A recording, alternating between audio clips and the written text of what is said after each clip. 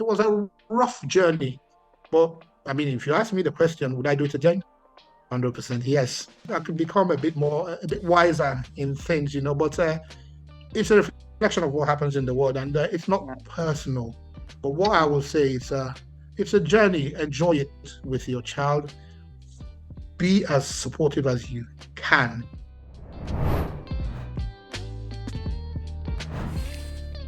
Welcome to Behind the Boots.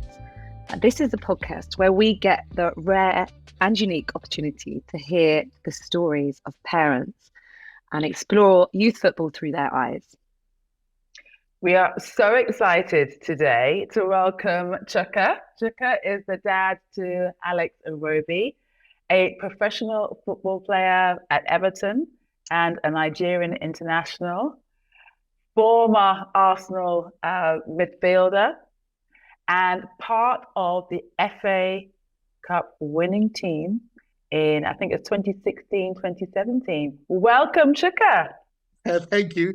Thank you, Marcia. Thank you, Kat. It's a big pleasure to be here. I'm delighted. Oh, such a pleasure to have you again. Thank you. Gosh, we have so much we want to explore with you today, that we know that the parents who are going to be listening in, fans, all sorts of people who love football, we've got so much to explore with you. But, it's hard almost to know where to start. But let's start by really, I think, asking you just to tell us if you could just recall one of the greatest moments of the football journey for you. What's been sort of if you can just encapsulate that in a summary. I mean, from the perspective of a parent, there have been so many magical moments, really. But if I were to pick one, was actually watching my son Alex playing for Arsenal against Barcelona. I mean, as a dad, growing up, I've always had the vision. I played football in Nigeria. I played it in the league, and I've always had the vision of having a son. And just for the simple reason that I was hoping that God would bless me with a son, and I'll take my son to the park and have a kick around.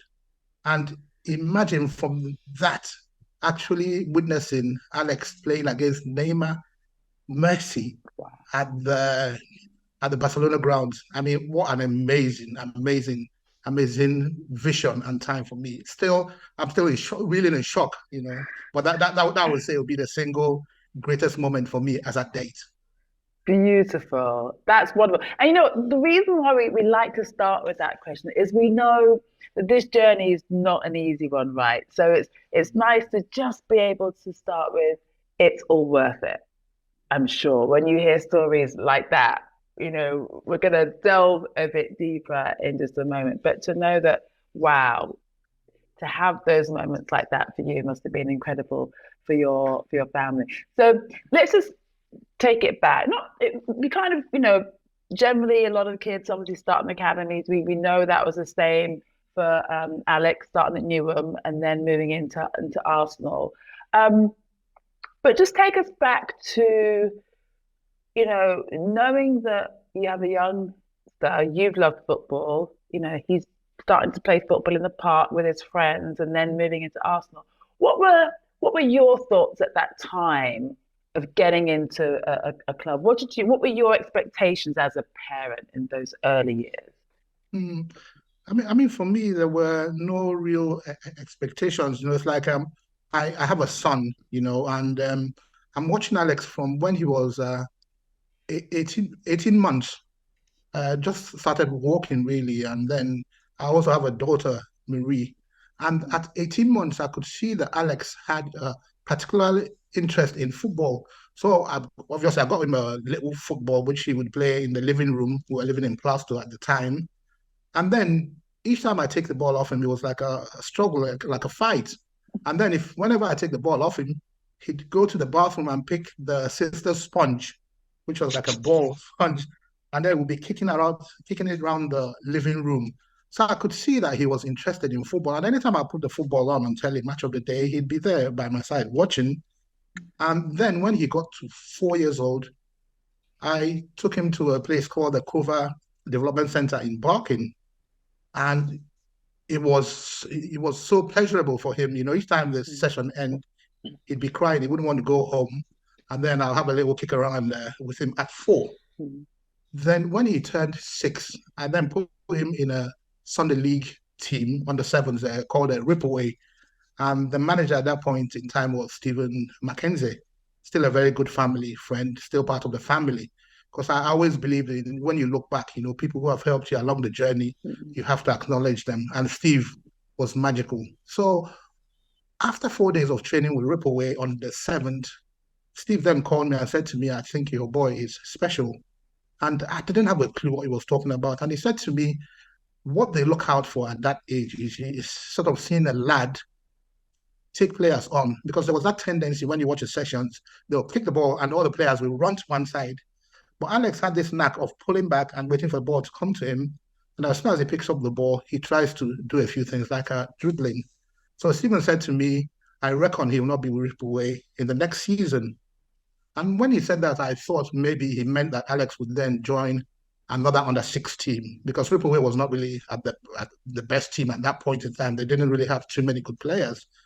But little did I know that what was going to happen was something beyond belief. And I'll just take you back. I don't know if you've met Sean O'Connor. He's okay. Everybody knows a good old Sean. So, good old Sean. Sean is somebody I have a lot of love and respect for, because the journey actually for me, for Alex in Arsenal, actually started with a tap on my shoulder. Somebody tapping my shoulder and saying to me, "Are you Mr. Iwobi?" And I'm looking around and seeing Sean. I thought maybe I was under arrest for something I had done. So, and then Sean says to me, I've asked around, I'm an Arsenal scout, and people say you're Alex's dad. And I'm saying, yes. And for me, I had been watching Jeremy Beadle. Sarsa was beating the camera's there somewhere. Exactly. I thought that was a prank. I thought Steve was involved in the prank. So I've turned around to Sean and says to Sean, are you having a laugh? Is that some kind of a perverse joke? And he said, no, I work for Arsenal. And then he gave me his card. And the next thing he said to me is, can I bring Alex to Potter's Bar? Then they were training in the place. First field, the center was called. And he said, can you bring him to the Arsenal Development Center? And I'm telling to Sean, do you want me to go with you now? So, and funny enough, Sean had come to watch the game, and it wasn't on the invitation of Stephen Mackenzie, our coach. It was on the invitation of the other coach of the opposing side. And he's looked at the opposing side, because scouting is a very frustrating job, and he hadn't seen anybody. But funny enough, within the Ripaway team, he saw 2 players on the pitch, and they were age 6. I'll let you guess who was the other player. Kat, any clue? Go on, you're not far away, Chuba Akpom. Yeah. Akpom. There you go. Chuba. They started together. Yeah. So wow. Chuba was playing in the same team on the same day with Alex, and Sean has come and seen both of them. I think he's gone to, and he says to me, "Where's Chuba's dad?" And I said to him, "The gentleman over there with a camcorder, you were allowed to record at that point in time. I mean, that goes back a long way, before your time.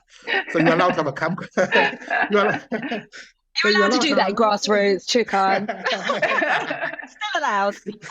It's not allowed now. Well, then it was a done thing. So Chuba's come with these old, as Chuba's dad's come with this old-fashioned camcorder. They don't exist anymore. The ones you go this way. So he's recording the game, as he usually did.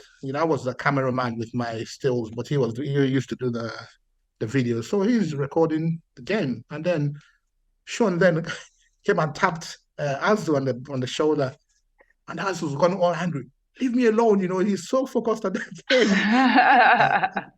And then I said to Azu, calm down, this man is an Arsenal scout. And of course, the camcorder went to the ground straight away. Then Sean had said to us, you come to the place and we'll have a look at the boys. That was the first invitation. So we've gone on, I think it's on a Wednesday night, quite a bit of a trek for us because we lived in Glasgow then. Chuba lived in Canning Town. So we've gone to Porter's Bar, and games in progress when we got there. They had about 15 lads all training for the past 2 months before we got there. And the thing is, the boys they were steps ahead because they had been training together. So when Chuba and Alex got there, they were not known by the lads. So when the actual training session started, they were not passing the ball to neither. And Alex and Chuba being big players in their team, were used to getting the ball. So all of a sudden, Alex got so angry because Alex, even now, he's somebody who wants to be on the ball. So all of a sudden, I could see Alex, he's age 6, he's hacking every player, the frustration, kicking everybody, every player in sight. And then after that, Chuba did quite well. He's a striker, so he scored a few goals. But Alex was like a nightmare, he was kicking everybody and getting frustrated. So after the game, I was expecting Sean to say to me, "Well, Mr. Iwobi, thanks for beating you, but no thanks." And then Sean's gone to me and says, "Yeah, your boy is something else. I could see his frustration. He wanted the ball. He wasn't getting it. That's the kind of player, we want." And then that was an eye opener to the fact that parents, we don't really know so much, because we see a lot of things with tinted glasses, So my expectation was, okay, shake hands and say, "Well, sorry." Well, Sean is saying to me, "Look, your boy is what we want," So that was an eye opener to me and sort of channeled me going forward. That look, sometimes there's always this message from the parent, shoot, strike, don't pass, but sometimes you have to pull back and say, listen to your coach first, because parents so much get involved. So my first message to parents is really sometimes just pull back, let them listen to the coach, but obviously always have an input.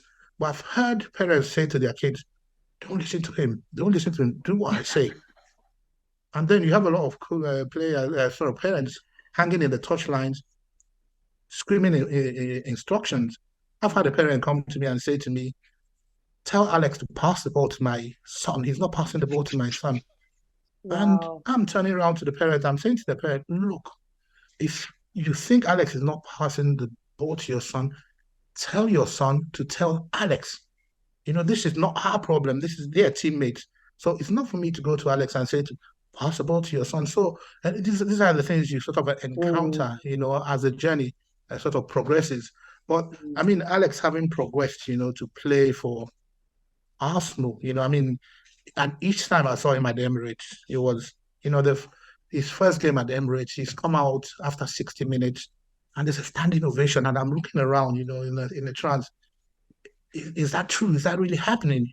So my thinking is that academy system works, but it is a journey fraught with a lot of disappointment, and it's not for the faint-hearted. You have to really be, because it sort of takes over your life. Yep. We had to start at some point going to church on Saturdays as against the Sundays. We had to refuse some weddings because we had to take Alex to Norwich. But yeah, I hope I've answered your question. Yeah. Oh, Chuka, I just love that because, I just want to take you back to that point because I so relate to it. You look at your child on the pitch and as a parent, you think they're behaving badly. Like, I need to say something, I need to get involved, or I need to, they're getting angry, those kind of big emotions. I see that a lot in football, big emotions everywhere from parents and kids. But, for you to did you, at that point when he was doing that, obviously you're thinking, oh, he's blowing his chances, right? Maybe they're not going to want him. At that point, did you still remain quiet on the sideline? Did you just...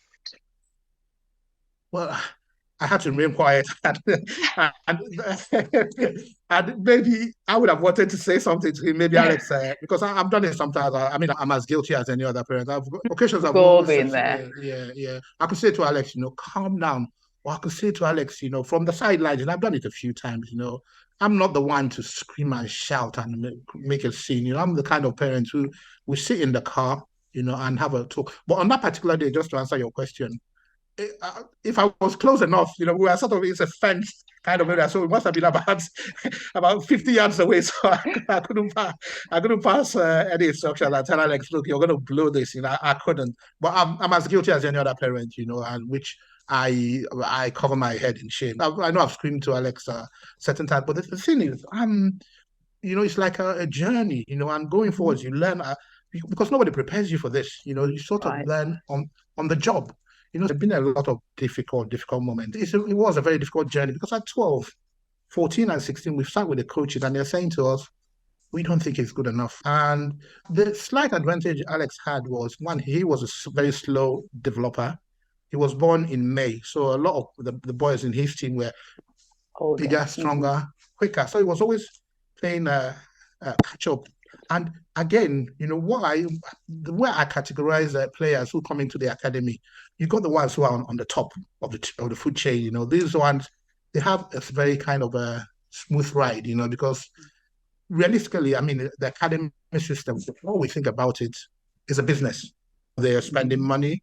So, and it's not personal, we can't take it personal because at the end of the day, they want to produce players at minimum cost. So what tends to happen from my own thinking is that they look at the top 2, 3, 4, and then the rest are, without being disrespectful, you could call them cannon fodder. That's my own thinking. That's a harsh reality of the whole thing. And you got the top group, 2, 3, 4, and then you got the chasing pack. And then you have those who are just making up the numbers. Alex, unfortunately, was part of the chasing pack.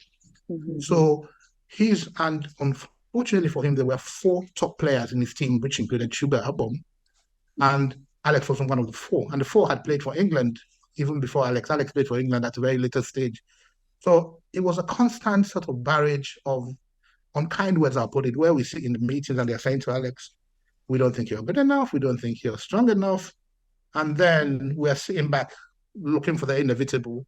And then towards the end, there's a slight change where they say to us, all right, we'll give you another year, we'll give you another 2 years and see how it goes. Yeah. So that happened. And sorry, but no, I was just going to say, Chuka, I just wanted to say just about those emotions when someone says that a child, and obviously as a parent, you're needing to help manage and support those emotions. How was that for you? What did you do to help soften the blow or comfort or support? What sort of things did you and your Alex's mum need to do to help Marie? I tell you, these were not easy discussions. It's just like somebody who has a loved one in hospital, and you can see the pain, but you can't take on the pain really. Yeah. And you want to, but you can't. So I'm sitting in a meeting with Alex's mom, who was also very, very much involved. And then the coaches are saying to your son, not good enough, not strong enough. And then you're looking at his face, he's sort of crestfallen because he has to cope with school also. And there've been occasions when I've been in the car with Alex and he's saying to me, I don't want to play football again. And that is out of, and your heart bleeds, for him. There's only so much you can take because they're not silly, they're not stupid. But what we have always done, with Alex, because he was with Arsenal, that was an advantage because I always said to Alex, it doesn't have to be Arsenal, because when you start at that level, you could go to, not being disrespectful, you could fall down to West Ham, you could even go to the Championship. So there was always hope. And the word I've always used for Alex and the word I use for every parent is the word believe. Because once you believe, it's in your hands. And there's this saying, the harder you work, the luckier you get. So keep going. And the way Alex was being used at that time, Alex was with Arsenal for 17 years. And that counts, yeah. Alex, when he joined Arsenal, he was 6. And then obviously was signed at 8. So he left Arsenal at 23. So those 17 years of his life, our life, counts for a lot. And I'm so grateful to the Academy Arsenal. When he left for Everton, we left with our heads held high, because it was a good party, and whenever Alex comes to Emirates, he gets a standing ovation. So that's what it's all about. but there were very, very difficult moments. Mm. Like I said, Alex he wasn't one of the best.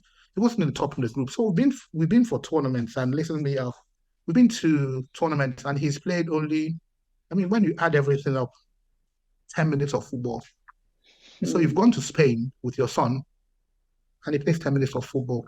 We've had games where, I've invited family. My son's in Arsenal. So we've gone for a game, family from everywhere, and he doesn't kick a ball. So what do you say to that? What do you say to that? Because I've heard this along the journey with my son, and it's difficult. It's difficult to see other parents and kids go through that.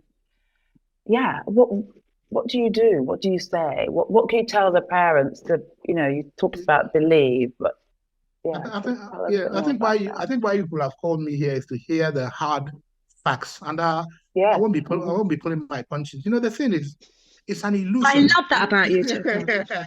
It's when you say the academy system is for development, it's an illusion, and I say because I've experienced it. Because what they say to you is, you come in there that everybody has an equal chance. The reality is, if you're in the top 4, top 5, you play week in, week out. And I think why it is so is there's a lot of pressure on the coaches, the coaches in the academy. Because when you go to Southampton, you lose. You go to West Ham, you lose. You go to Palace, you lose. Then all of a sudden, because they keep records. I mean, it's a fact. They keep records. So when you have a coach that loses every game, it becomes a problem for him. So what's the way out? You play your strongest team. And then who suffers? The ones who are not considered to be in the top group, because it's that winning mentality. In fact, the academy system is what happens in the real world, which is, you could call it survival of the fittest. So what happens to people like Alex, who are not quite there? I mean, you would think they'll get more support, which is, let's give him more minutes so that he becomes better the next game. Nah, it doesn't happen that way. But you see, the challenge is when you're in the top group, your challenge will then come later on, because it's like a funnel, people drop off as you go along. So if you haven't experienced it from the start, then when it does come, or if it does come, it's more difficult to sort of manage. Sure. Manage, yeah. So, but I mean, it's not a fair system. So you're forever, if you're not in the top group, you're forever saying to your boy, believe, keep working hard. And Alex's experience in the academy was of a boy, who's come for games. Today he's playing right back. Next day he's playing centre half. The following day he's playing in the midfield, and occasionally, in fact, the only position he didn't play was in goal. Goalkeeper. And that has made and we always had a goalkeeper. So that has sort of fashioned him. And it's given him, and one thing that is also very important is mental strength. Right. I was going to ask about that, because they talk about the 0.01% of young men and women that make it to the top levels of football. But what are those characteristics? I think you were just about to say mental strength, but what are those characteristics that you believe as a parent that set Alex aside from others, his peers? I mean, you obviously got to get the basics, because the thing is, before you even go into an academy, you must have something in you. They don't pick people off the streets and put them in an academy. So you would have gone through a screening process, which for Arsenal, it's quite thorough. I mean, I can well imagine how many boys would have gone through the screening process. Eventually, they took 13 of them, but we've had instances where you have about 200 people, playing in different sort of pitches. But then mental strength counts, support from the family counts, and you got to be good, in the first place. So, and you have to be versatile. You have to open up your mind, and you have to be competitive, And the thing for parents, they should note is, already these boys are under a lot of pressure from the coaches, from the opposing team. And then you as a parent, you're putting additional pressure on the boy. So And if they lose the fun, the joy of playing, then it becomes a big problem. And for us, I mean, 98% of the times, it was Alex saying to us, Daddy, hurry up, let's go. Yeah. You know, we've had the 2% where he's been so disappointed he hasn't played. And it's like, what am I doing here? But for 98% of the times, it was, Daddy, let's go. So he has to come from him. Alex, I mean, funny enough, he never had a plan B. So I've said to Alex, if it doesn't happen for you, what do you want to do? He says, I want to become a footballer. So for him, he was playing at any level. And the questions you have for me, I mean, I'll preempt them, is there was this question about how do you combine the education. It is difficult, you know, because you have his peers in school who study from, and obviously you have competitions which overrun into a Friday where he can't go into school.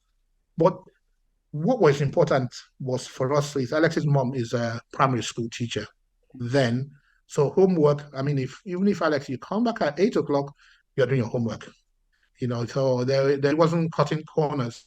But then increasingly, we always had this when we went to the teachers, parents, sort of a meeting where Alex would sit by the corner, you know, looking very squeamish and wondering what the questions were.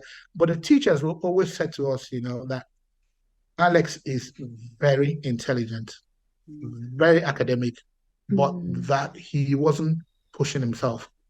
Okay. And it's a struggle, you know. This is a boy who has a vision of playing football. He's come from football. He's so tired, and all he wants to do is to sleep. And then at weekend he wants to be on the PlayStation. So it was quite difficult. And I still think that Alex probably would have done a lot better if there wasn't this football. But to give him credit, I mean, his GCSEs, you know, without going into much details, he did a lot better than we expected because he had this talent of being able to catch up quite easily. Yeah. Again, what we found, which I think it's all changed now, is there was a certain point in time where Arsenal then tried to incorporate education with the football, where you have days where you, at that point in time, you come in, okay, day release is the word. That's, you know, right, yeah. Day release. I mean, there used to be 2 days for some people in the team, and then it became more like a 5-day thing. But the day release, you know, in terms of content, at that point in time, I don't know if it's changed. I mean, we're talking about nearly 10 years ago. The content of the day release, you know, knowing what was happening in their school, I don't think it was quite a reflection. You know, I'm not saying, I'm not sort of challenging Arsenal in terms of what they did, you know, but from a personal perspective, I don't think it really worked for Alex, but luckily, yeah. I think there's in the systems now, I think it probably hasn't changed that much in the sense that the day release or half day release, it differs across clubs. But essentially, you know, youngsters are set tasks maybe from school that they would do, but there's no actual teaching of subjects, as far as I'm aware, across the, you know, that's standard across the clubs. Did you so did Alex go to day release when he was at school? It was quite funny because Alex went to a Catholic school called Campion, and unfortunately for him, Campion was or is a rugby school. So when so when you were talking about a day release for football, it was more like no. But then what I was getting from Alex was that frustration because other people were doing 2 days day release, and Campion was saying to Alex, no day release. And Alex was one who doesn't want to play football whilst other people are in school. They ask me. So Alex will be in class and he's thinking about the other people having 2 days. So Campion Campion even negotiating Alex to go on duty for England was a big problem. They'll give you textbooks. For Alex, I think Alex was the only person who used to come to England on the 15th with his schoolwork. You know, that used to sort of make him sound. So because of the school he went to, what we were able to negotiate eventually was 1 day every fortnight. That was the best. So he was quite able to cope because 1 day every fortnight didn't really affect him that much. That's what happened. Isn't that interesting? And I mean, obviously, it worked out fine. But maybe do you think he was scared that was affecting his chances within the club and, being competitive?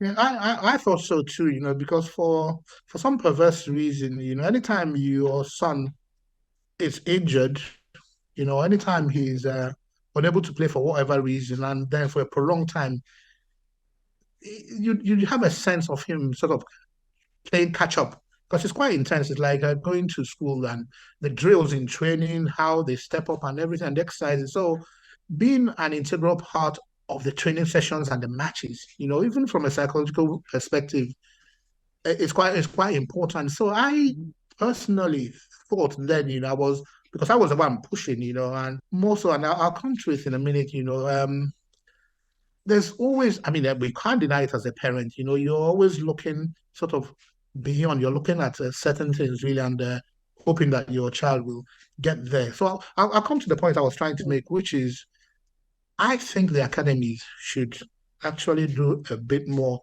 during the sort of induction or initiation when the child comes to the academy to sort of spell it out to the parents, because when Alex was scouted at 6, I mean, it's natural for me to start imagining. I mean, this is a 6-year-old.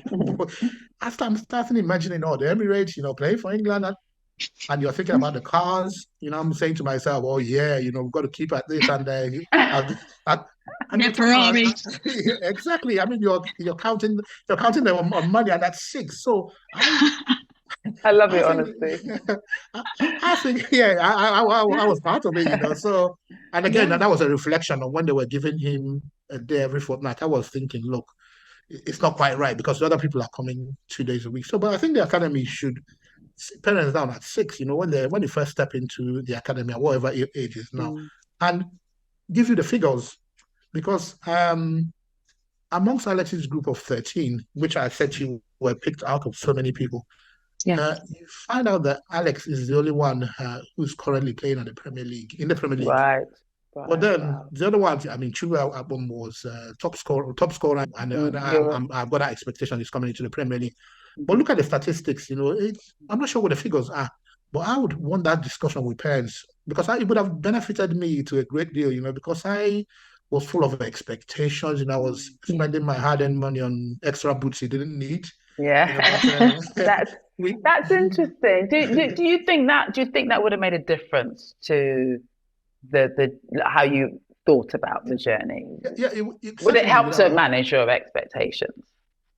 Yeah, I was coming to it. It would have sort of lowered my expectations, and sort of be more like a reality check, because you find out that eventually when it hits you hard, when you're sitting with them, I mean, the few who are unlucky and they're saying to you, I'm afraid, these difficult discussions that we won't be renewing your contract, So when it comes at that level, then you'd wish you had been told from the onset, because the expectation of every parent is that your son will get to the top. But how many? But again, getting to the top is quite relative, because for me, it is an achievement in itself if you end up earning a living from football. So whether you play for Barcelona or you play for Cheltenham, if the achievement for me is earning a decent living in football is the achievement, not really playing for Arsenal or any of the top clubs. So. Yeah, I'm so glad you said that, Chuka, because I think there's so many youngsters who will, do have a dreams of playing football for a living, and I think probably we don't do enough to celebrate all levels of football. So yes, it's great to hear you say that. Can we just sort of talk us about the family support? Because I know Alex has got an uncle, JJ Okocha, who's also an ex-professional.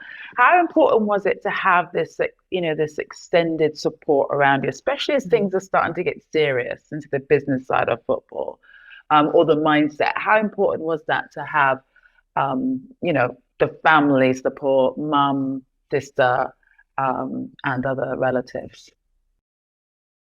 Well, yeah, one cannot overemphasize the sort of the importance of family and family support. And unfortunately, in the course, I've seen some players who eventually did not work out for them, not for lack of talent, but because of the drive from the family. I mean, we've got kids who couldn't actually take themselves to training, because mom and dad are working. There's no. I mean, because you become more like an Uber driver, for your child. And for a parent, it's quite difficult. I mean, I was working as a civil servant then, and we've had experiences where we take Alex for a match and you're not even allowed into the grounds. So what do you do? You're sitting in the car doing what? Reading the newspapers. You're going to be a, so it's a very, very, very big sacrifice, and some kids fail because of that. Alex was so lucky. I mean, JJ Okocha, like you said, is my wife's younger brother. He played at a very high level, played for PSG, played Fenerbahce, captain of Bolton, captain of Nigeria. So he had somebody he could look up to as a role model. So, and then when JJ was in Bolton, it was more like, that's when we used to have the Christmas sort of a schedule when the kids are on holiday, and then there'll be loads of football on telly and stadium, So when Alex was as young as 6, 7, we used to go up to Bolton for 2 weeks, and in the course you have the Christmas schedule. And Alex used to watch in awe his uncle. I've even got, I'll share with you a photo of Alex when he was 6. And that was an Arsenal Bolton game. So you could see Alex staring up at Thierry Henry. Little Alex at 6, looking up at Thierry Henry and Roberto Perez and Patrick Vieira. I've got that photo. I'll share with you. So after this, thank you. So he had a bit of so he had a taster, and then we used to go to Bolton training. And then after the training sessions, Alex would come into the Bolton training grounds and have a kick around with his uncle. And that sort of gave him more interest. You're looking at the crowd, you're looking at the shout, you're looking at the admiration. And then obviously JJ would say to him, you got to work. Football, football is pleasurable, but when it becomes your job. Then he loses, because part of what you do, and unfortunately Alex has fallen victim to it. You like the kick around, but you don't like the running around the pitches about 20 times before even the session starts. And that was JJ, that was JJ himself. He was an artist. He liked playing, and that is what Alex is. But then you have to do all the bits around it. But family support is very, very, very important, but in a very constructive way. I mean, I sit with Alex in a car, and I've seen parents, you're watching them, and all this about it. You haven't done this, you're not listening to me, you're not working hard. But my approach, and again, it's it worked for me. I mean, every situation is can't wait to hear it. Every situation is different, but my approach really, and it's worked for me, is I sit Alex down. As long as funny enough, I still do it now. As a dad, I think I still know a lot more than he does. So after I've got. So I sit down with Alex and I say to him, "You were good. You've done A, B, C, D, E. Very good. Look at the positive first." And I could say to him, "But you had a chance to shouldn't have passed. Be brave." And he would listen, because at the end of it, I'm not a coach. I'm not saying you don't listen to your coach, but I'm saying to you, be a bit braver, And what I've always said to Alex, every assist you make is as important as the goal. It's teamwork, So Alex is still, even as of now, is still very big on assists rather than goals, which a lot of coaches admire, because that's him. So my approach with Alex is, I mean, I can't really put a percentage, but let's say 95% encouragement, then 5% looking at you should, she could have done better, but it's no use sitting your child already your child knows, you don't sit with your child and you're screaming at him. Already he's under a lot of pressure. And your child will listen to you. Even now, I tell Alex, you should have done this, and he's going to be, yeah. I know it doesn't take me, it doesn't take me serious. It doesn't take me seriously anymore. But at the end of the day, I'm still dad. I'm still dad. And I mean well, but encouragement is very, very, very crucial. Don't let your child see you as a burden, because one, they will lose interest and they become resentful, and all of a sudden you're losing your child, because when the child says, I don't want to do it again, there is no, and it's happened to a lot of people, because it's the pressures, and the older you get, the more difficult it becomes, because that's when you get to the business end. Initially, it's about fun. You see them playing with smiles on their faces, but then when they are looking behind and people are being dropped, and then the academic system comes into play, where you have people who are being pushed ahead of you. Story of Alex. I mean, we've gone to sessions where Alex is being played down. I don't know, people know what it means being played. Well, your age. Below your age. And that is humiliating in itself. And we saw it, Alex is being played down. And then you have people in that lower age group who are being played up. Yeah. So, I mean, we got through it, but it was so hard. There's a tournament called the Nike tournament. I don't know if they're still doing it, but that was, I think it was an under 14 age group thing. And in his year, he didn't go. Yeah. He wasn't considered good enough. You had people going from the younger age group. Do you think, Chuka, though, that all of that, there's so many instances, and I obviously followed Alex's career quite closely, being a big Arsenal fan. There's been so many challenges for him, but in his later career, as there are for all players, right? But do you feel like that early experience, he must have had to learn so much resilience? I mean, that's just in terms of life experience at quite a young age, and facing, humbling, humiliating times where you're not where you want to be, and just keep pushing through it in that way. That, do you think that's part of the reason why he's been such a success in some ways?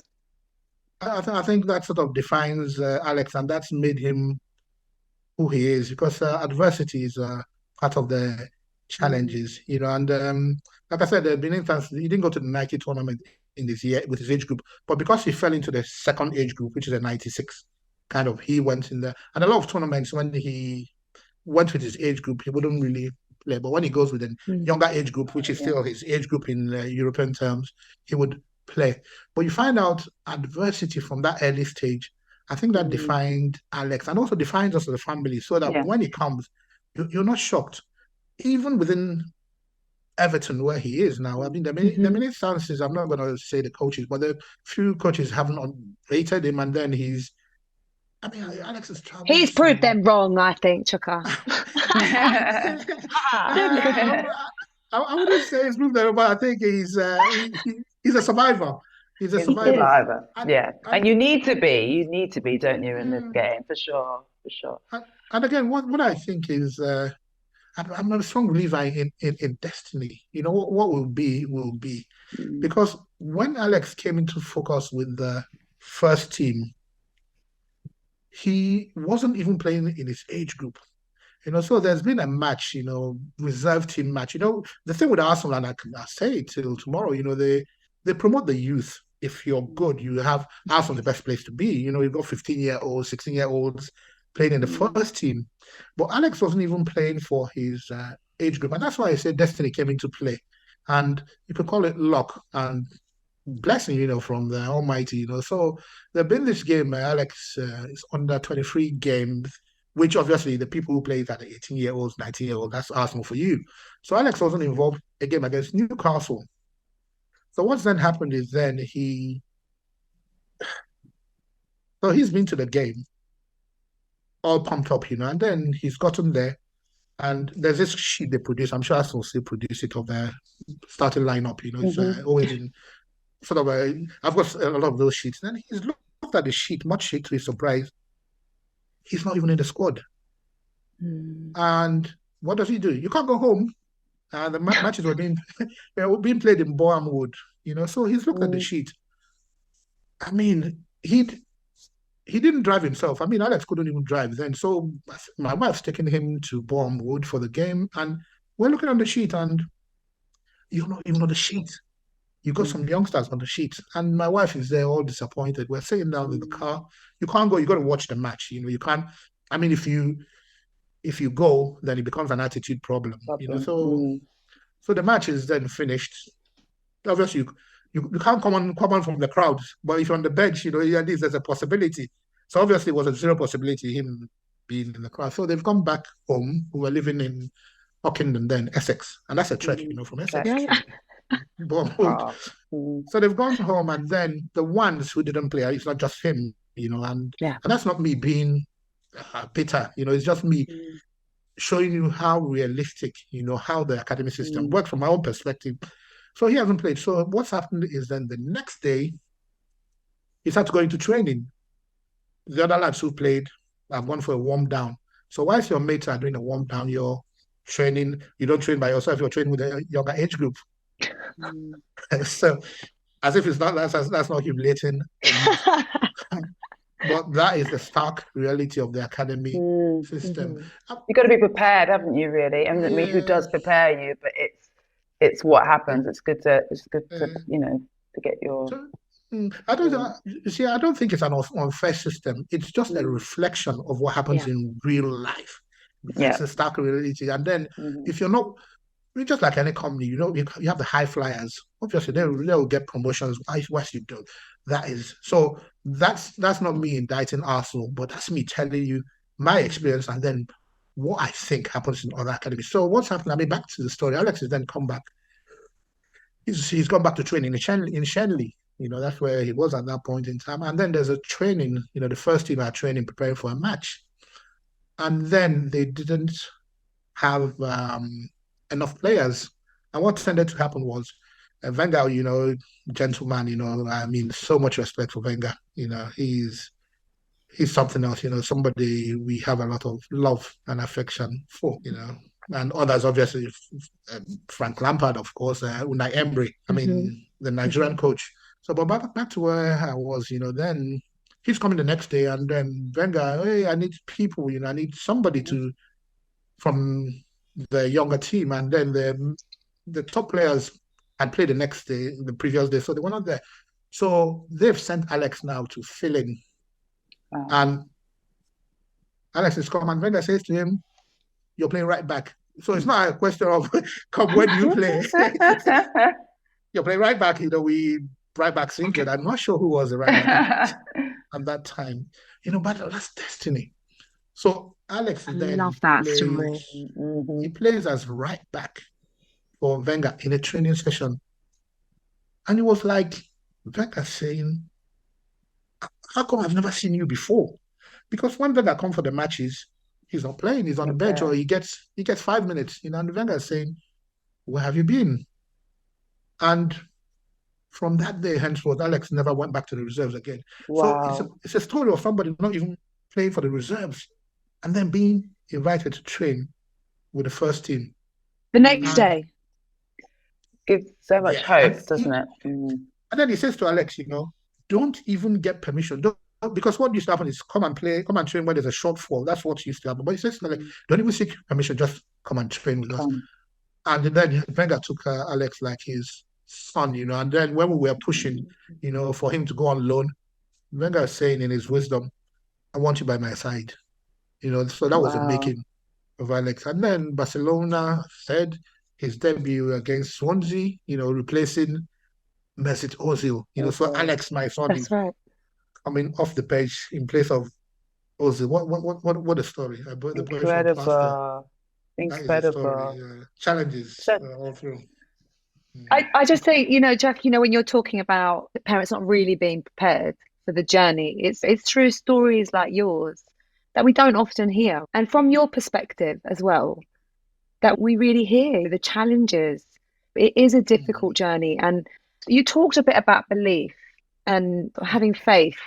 What do you think sort of set up Alex for the success that he's had?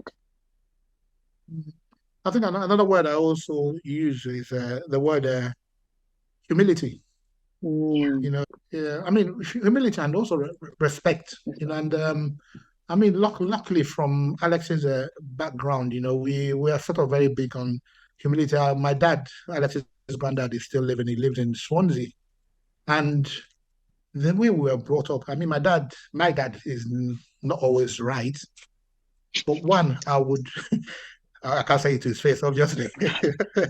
Don't let him see this.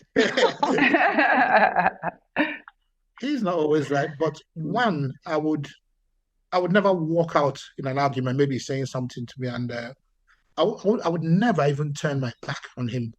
I mean, walking out on my dad is unthinkable. So that humility, respect, and fortunately, it's sort of cascaded down to Alex. If obviously, I don't have 2% of what he earns, and I'm not half as well known as he is. But when I have a discussion, of father-son discussion with Alex, he listens. He listens to me, and and like I keep saying, you got to listen to your parents. They mean well. We don't know it all. And again, that respect, if a coach, and it happens, that's why Alex has been so successful. A coach says to me, "You're playing centre half today." A lot of players, we see it, will down their tools or walk off in a stop, But Alex would, no sulk, that's the word. But Alex would say, "Fine, I'll play there. I'll give it my best." I mean, for Everton, he's playing as a winger, and that's not Alex. But the coach said to him, "Do a job for me." He will always do a job. He will give you his best. But again, one thing I'd also want to touch on is with the academy, is sort of weighted against the parents, because a lot of times when I see what's happening as a parent, that I feel so angry, resentful, sad. There's not a situation, there's not a platform for, you call it challenge or call it a respectful challenge, because if I start going to a coach and say, Alex has played 5 minutes, why is that? Right. They see you as a troublemaker, you're jeopardizing your son's chances, because I wouldn't want my son to be released based on me, my feelings, So that's something missing in the academic system. Yeah, what I quite find, which is unacceptable then, I don't know if it's the same now, is there's no mechanism for, we'll call it parents, to challenge the system or ask questions. There's always that element of you risking, the future of your child. And then when you do challenge a coach in a diplomatic way, it becomes more like they look after themselves. I've got to be honest. I've always had that feeling. You can, because I'm not an aggressive person. But I'm the kind of person who wants to ask questions. But I didn't feel empowered enough, to ask questions. And I'm not saying it's just Arsenal, but I think that's the way the academic system works, which is not so nice. If there were sort of a medium where a parent could meet with maybe the coach and have a one-to-one. I mean, they always say to you can have a one-to-one, but that tends to happen when they are sort of doing a review, of. And again, what I did find hurtful, is then, I don't know about now, but they had this way when you were going for a review of your son's ability, where they talk about technique, defense, headers, and so on. And you're looking at Alex, and they're saying to him, you can't hit the ball, you get a 5/10, and all the marks are quite low. And then when you look at, do you know where Alex used to score very high? Give me a guess. Where was Alex very good? What was he good at? Just one criteria. What, Alex? Yeah. In terms of scoring, or in terms of technique? Anything. Oh, anything. Anything. The criteria they used, which was defending, technical ability, heading. Pace. Okay, pace. You think pace? What do you think, Marcia? I would say, I'd say probably dribbling. Okay. I mean, that's what you see now. The only good marks Alex used to get on a consistent level, and Alex was not stupid, was attendance. Oh, I see. Okay, right. Oh. attendance, and what's attendance? Me taking him to training. So it was quite. That's 10 out of expected. 10, Dad. Mum. But Well done, Mum and Dad. So how would Alex feel? You know, it's not done well. He's taking yeah. an attendance. So that was quite Mm. difficult because these kids, you look at them, they're your child, but it's a struggle. You know, they're not.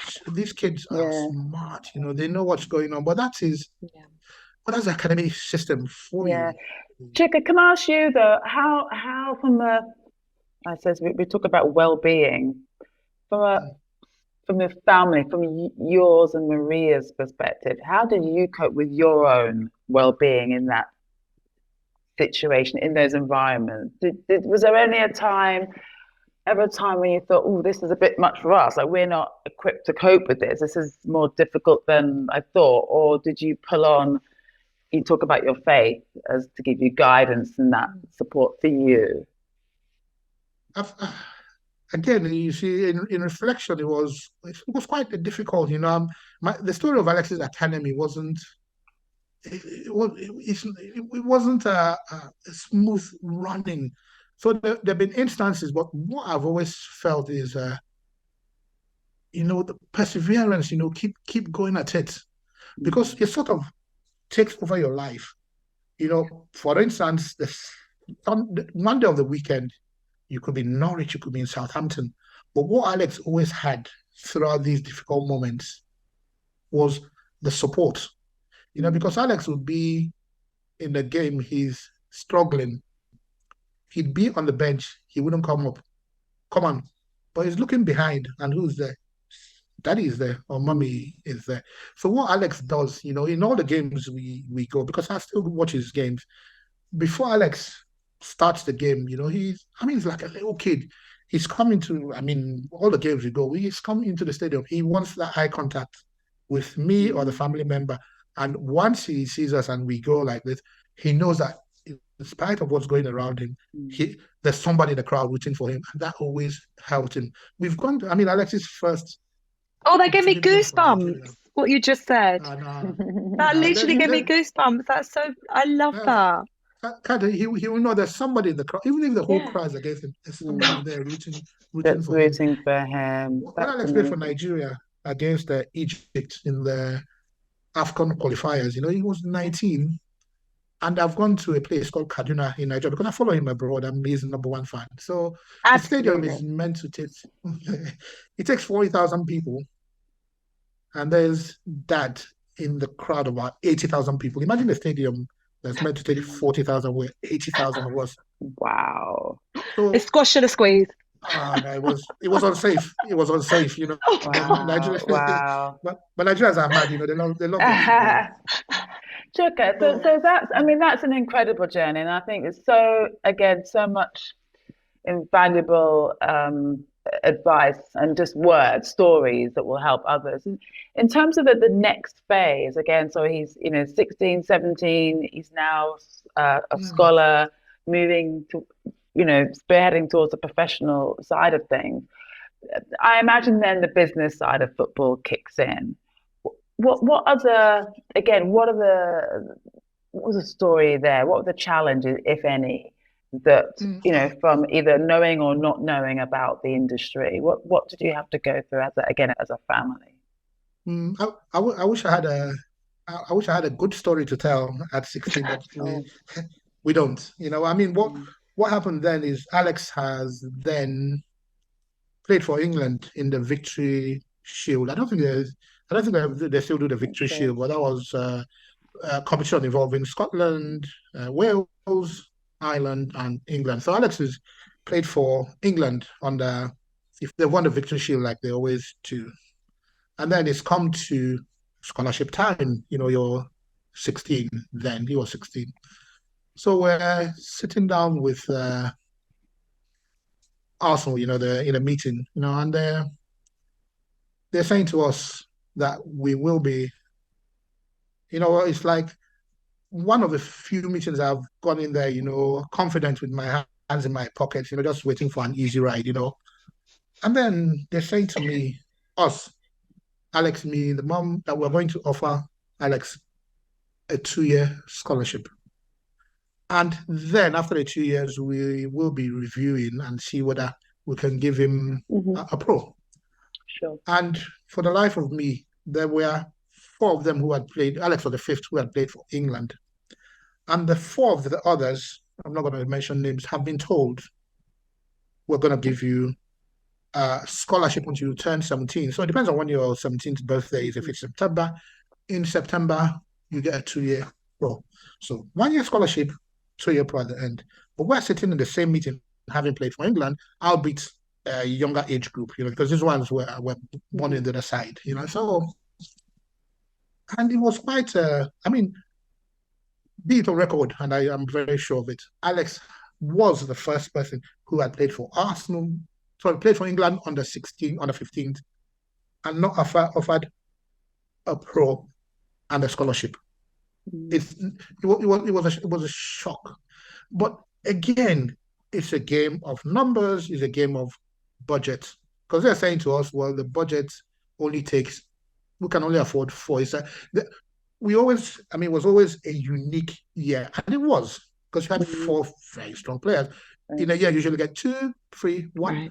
But in that year, Alex is a victim of circumstances. But to tell you the shock of Alex being told 2-year scholarship, that's it. And then with a caveat, if you don't want it, you have a blessing. But one thing I could say, is it wasn't a raw deal, because they've said to us, if you want to go, we are not going to take compensation, because that's where it would have been difficult. You're allowed to go. So, but when they said to us, go with your blessing, we took up the challenge. We said, fine. One, the disappointment was there. It's like, it's never happened before.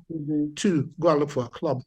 And then, obviously, he had somebody looking after his interests, call it an agent, but then he was too young to become an agent, but somebody fighting his corner. Yeah. So he's then called other clubs, Southampton, West Ham, Crystal Palace, all confident, because the reality hits you, when you come with surprises. So we've called Southampton, and Southampton are saying, bring him down, and then we'll have a look at him. What I say simply is, come for trials. And we're saying to Southampton, Alex played from when he was 6 to 15. If you don't know enough of him, fine. Same thing with West Ham, bring him along. And when you come from Arsenal, you played for England. In fairness to you, you shouldn't be really going for trials, but maybe that's us making assumptions. But the reality is, when you face adversity, that's when you start facing things you didn't even know about, challenges. Right. Same with Palace. Come for. So it wasn't a good story. But then when we've gone through the grounds and they are not making promises, come out and do trials with us. And the danger with trials, you go for the trials, they don't sign you, you're damaged goods. And then you go back with to Arsenal and say, what do you say to them? So, but it was so frustrating. So we've gone back to Arsenal and said to them, and Alex said to me, it's my DNA. I'll stay. I'll fight. Wow. But he was fighting with his hands tied behind his back, because you're not really related. But he was proved right in the end, because Alex said, go back to them. We said to them, okay, fine, give us 2 years. And obviously, before the 2 years, he will then offered his pro, and the rest is history. Amazing. Wow. That's just another layer of complexity that parents have to deal with, isn't it? That you really don't know. Chuka, we could literally, I think we have to do a round 2 because we absolutely love this. And, as just hearing this story is going to be so valuable to people starting out on this journey or in the middle of this journey and facing challenges, it. Just to hear that story again, you talk about belief, what a beautiful example of that. And also how sometimes it is the things that have been difficult that make you who you are, facing those things and rising to the challenge. So I absolutely loved it. But what we do at the end, Chuka, is we would love your take on this, because I know I'm going to love it, which is just, we ask you to if you could give three top tips to parents who've got kids in football who might be facing challenges, maybe not, but what would you say to them?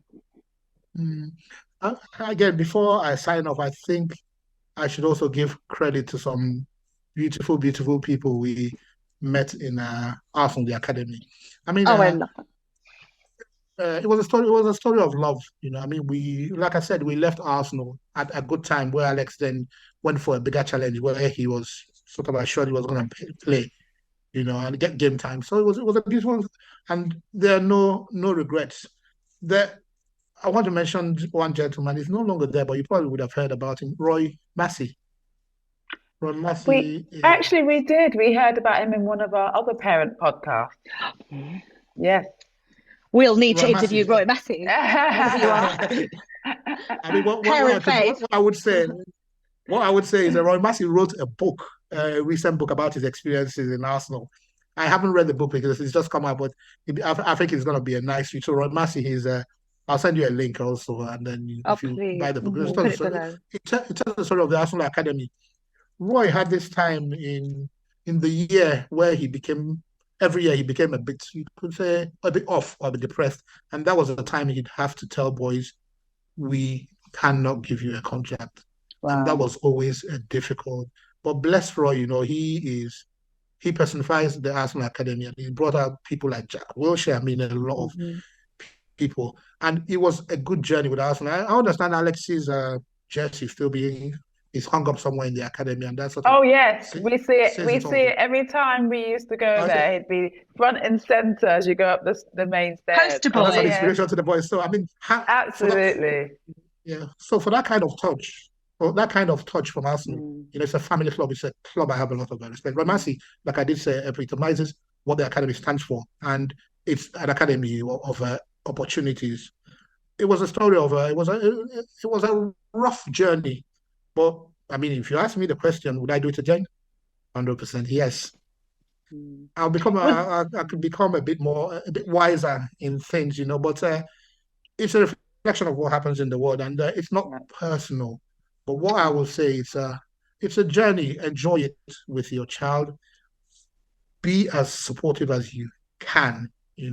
So there was Roy Massey, there was Steve Leonard. He was one of the coaches. We also had Tunde. These are coaches he went through, who actually gave Alex the love, the opportunity. So in amongst the chaos, there was a lot of support from people. I mean, Liam Brady, he was there too. But back to I did warn you, I'm a bit long-winded. That's okay. I tend to ask myself fascinating. I could stay all day with you. I could stay all day with you. Do a 2-3 hour one. But anyway. Yeah. What I will say is mental strength, to cope with the adversity, which there's no way it will come. At what stage it will come, we don't know. Who knows? It could be at the early stage, it could be at the later stage, it could be at the middle stage. But yeah, adversity, mental strength, support from parents. And again, the child, being strong and knowing that, there's a light at the end of the tunnel. So again, mental strength, work hard. But again, what's also very important, and he said 3 things. So mental strength is 1, humility. Listen to your coaches. It's gone wrong for a lot of players who think they know it better. You're substituted, you're throwing your toys out of the pram. You got to show respect, to your teammates and the coach who pulled you off. And so respect, humility, I mean, they go hand in hand. But my mantra, I keep saying it, is believe. The word believe. Because that saw us through the very, very difficult moments. The moments when people were saying to us, and when I say us, that was Alex and the family, because we worked hard. I used to take my little daughter in the rain. She didn't have much of a life growing up, but we did make sure. And for every family, if you have a daughter, you have other children, be very sensitive. So my daughter, she had, she would say she had a very good upbringing. She did ballet. She even ventured into football. Oh, we were always there. Very important message. Oh yeah, be very sensitive to other members of the family, because there's always that temptation is when people come with want to see Alex, you want to talk about Alex. There's Marie. I mean, very intelligent in her own rights, very successful. Alex's younger sister, very successful in her own right. So do not lose sight of family, because when we say family, we got 2 kids. We have a daughter. We have to look after her. And then she will look back and say, yeah, although the journey was rough, she was there. And Alex looked after her because she was part of the journey, and we love her so much. But the last thing I say is the word believe. If everybody would believe, so when they're telling you you're not good enough, believe in yourself. I'm good enough. I'm going to make it. I'm going to survive. And Alex is a survivor. Bless him. Beautiful. That's amazing. Oh, Chuka Iwobi. I'm your fan. Thank you very much. I'm your fan now. We absolutely loved that. So insightful, Chuka. Thank you. Thank you for your honesty and your openness. Yeah. And we know everyone's going to really gain so much from chatting with you today. That was really generous. Thank you so much for doing that. And thank you to Sean O'Connor. That's where the journey started. And that's the person who put me through to you wonderful ladies. And the pleasure has been mine. And if any parent or any child would at least gain a little from this session, that would be my joy. Thank you so much for having me. Thank you. Thank you. Thank you, Chuka.